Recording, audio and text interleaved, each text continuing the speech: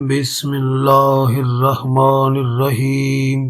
مولانا رومی رحمۃ اللہ علیہ فرماتے ہیں کہ رسول اللہ صلی اللہ علیہ وآلہ وسلم نے ایک بار وضو کے بعد موزہ پہننے کا قصد فرمایا، لیکن آپ صلی اللہ علیہ وآلہ وسلم نے دیکھا کہ اچانک ایک عقاب آیا اور آپ صلی اللہ علیہ وآلہ وسلم کا موزہ مبارک پنجوں میں دبا کر لے گیا۔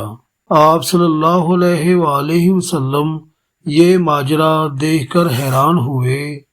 تھوڑے ہی وقفے کے بعد آپ صلی اللہ علیہ وآلہ وسلم نے دیکھا کہ عقاب نے موزے کا منہ زمین کی طرف کیا، جس سے ایک سیاہ سانپ نیچے گر پڑا۔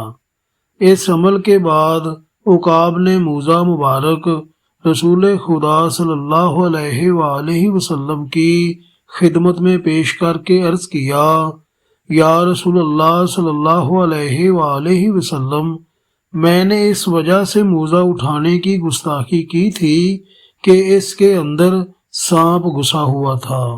مجھے حق تعالی نے آپ صلی اللہ علیہ وآلہ وسلم کی حفاظت پر مأمور فرمایا، ورنہ میری کیا مجال تھی کہ آپ صلی اللہ علیہ وآلہ وسلم کے حضور ایسی بے ادبی کرتا۔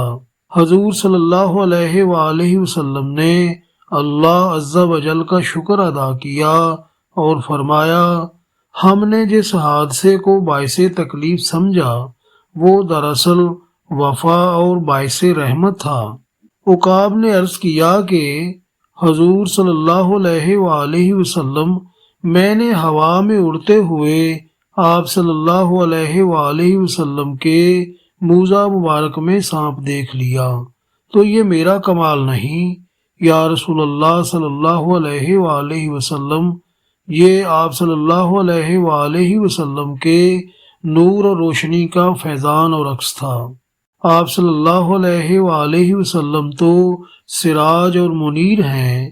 اگر کسی دل کے اندھے کو نظر نہیں آتا تو یہ اس کا اپنا قصور ہے، کیونکہ طریقی کا عکس طریق ہی ہوتا ہے۔